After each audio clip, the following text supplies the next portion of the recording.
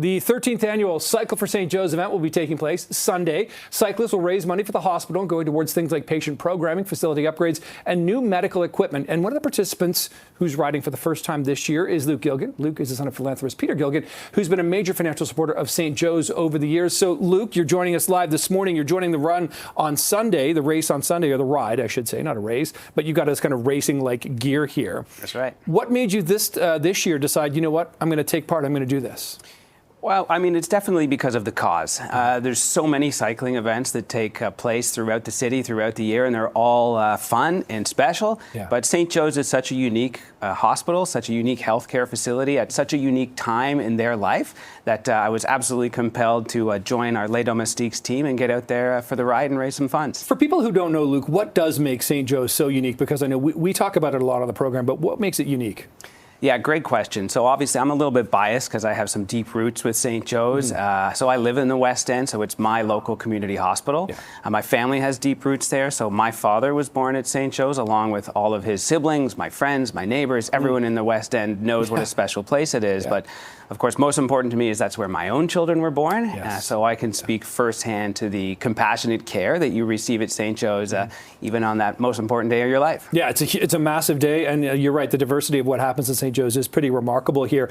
So tell us about Sunday's event. Beyond the ride, what else happens, because I know these events always encompass more than just a bike ride. Absolutely. So it takes place out at the beautiful Mattamy National Cycling Center in Milton. It's a great atmosphere. It's kind of a festival-like atmosphere with lots of entertainment and fun things for everyone. There's also a variety of distances that people can choose. So if you're really competitive, you want to go for that 100K ride, go for it. If you want to do less, down to 25 or something like that, then you're more of a casual cyclist, then you can do that as well.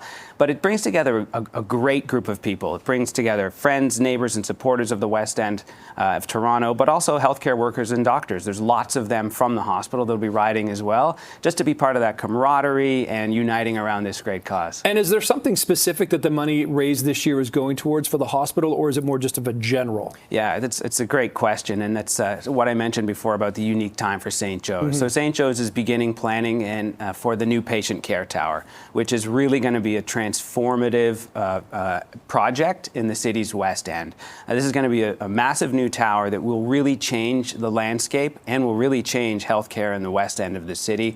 It's going to include many more private rooms for patients and their families. It's going to include 2 complete floors for mental health care, which we all know is super important.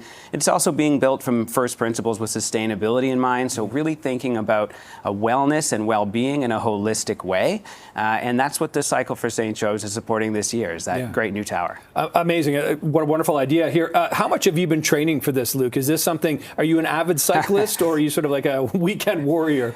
Somewhere between those two, I would say. I mean, it's a bit of an occupational hazard for me. I do a number of cycling events through the year. As I get a little older, it's harder and harder to pull those out of your hat. So I've been doing a little bit of training, but it's not about how fast you go. It's not about the distance you ride. It's about having fun on your bike with a great group of people. Is there a specific financial goal in mind?